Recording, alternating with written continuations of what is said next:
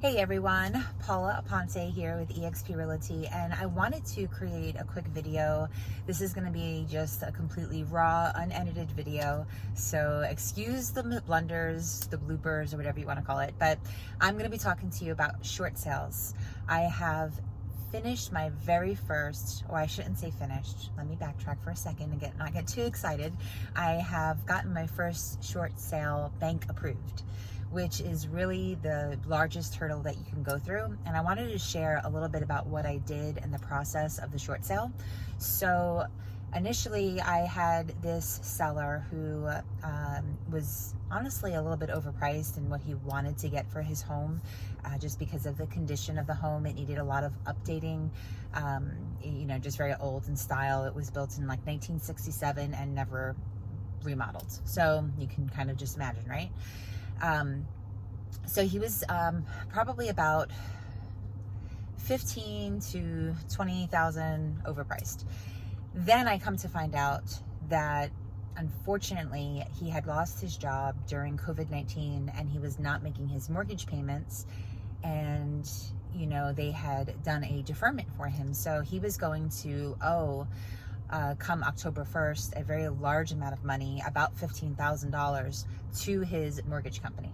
He had two mortgages. So the first mortgage is the one who is going to be wanting this $15,000. The second mortgage company, he owed a smaller amount. It was like $4,000. And this was now just basically a few months worth of mortgage payments all piled up. So I discussed with him the fact that, it probably would really be in his best interest to do a short sale. We can get in some cash buyers, some investors, and some people that maybe want to try to flip the house. And I think it would sell pretty quickly. So we came up with a good price, and we had it listed at a 168. So initially it was listed at 235. At the very start of the listing. I did finally get him down to 214, and then from 214 we went to 168.5. Okay, that was the short sale price. Now that price was not approved by the bank yet. Okay, so I based that price on repairs that would need to be made on the home, in addition to some cosmetic kinds of things, but really I felt like 168 was a good price. So what we did was, because he owed $114,000 on one mortgage and like $55,000 on the other mortgage, he wasn't really too far off in how much he would kind of be in the negative. So we only did the short sale with the second mortgage company. So the first mortgage company, the bigger one, is going to get paid, and they're going to get paid their full amount. The second mortgage company is going to have to go into short sale because my seller doesn't have any additional funds to be able to pay closing costs or do any of that. So that's why we're partially doing the short sale.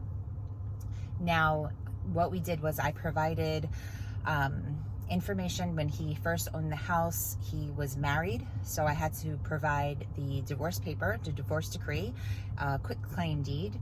I provided a hardship letter that was written by my seller.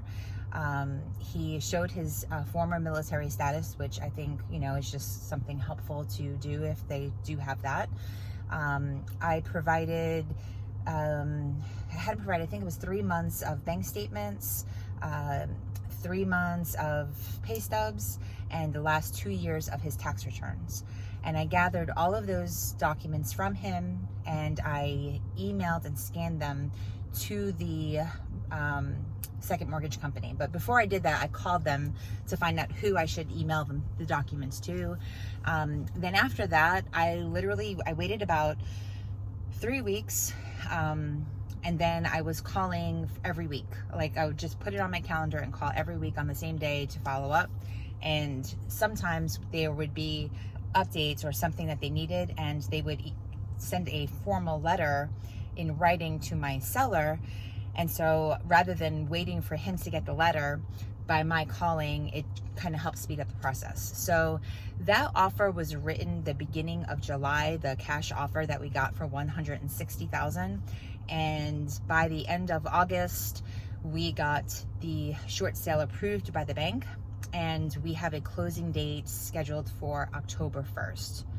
So all in all, It's 90 days or less, it took, or it's going to take, I think. We are pretty much on the home stretch. The BPO was ordered by the bank prior to the approval. That was how they kind of determined it. And yeah, I've never been certified short sale. I called, I did some research, I asked questions, and then I just did it, and it happened, and it wasn't as scary as I thought it might be. So I wanted to go ahead and just share this video. I've been wanting to do this, and while it's all fresh in my mind right now and all of the steps that I took, I figured let me go ahead and do a quick video. So the most important lessons to take out of this is get all of the documentation set up prior to putting it in short sale status, okay? Because once you put it in short sale status, the clock starts ticking.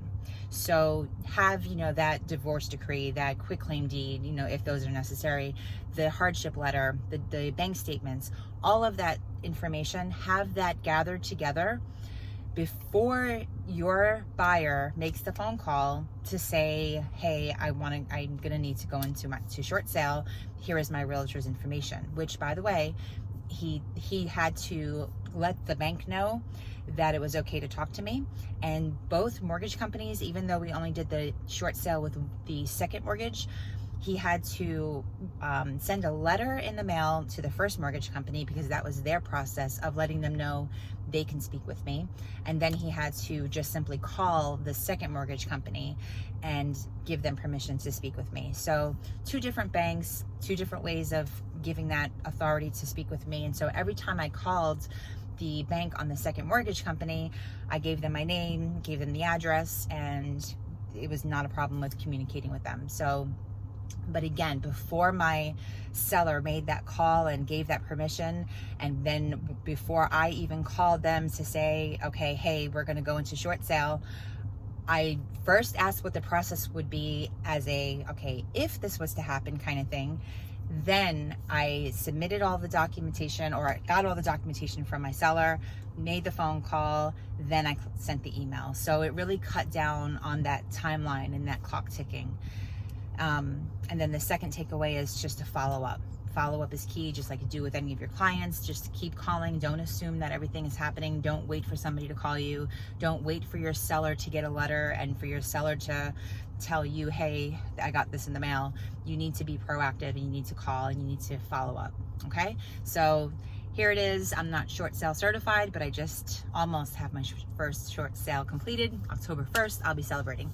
Talk to you guys later. Bye.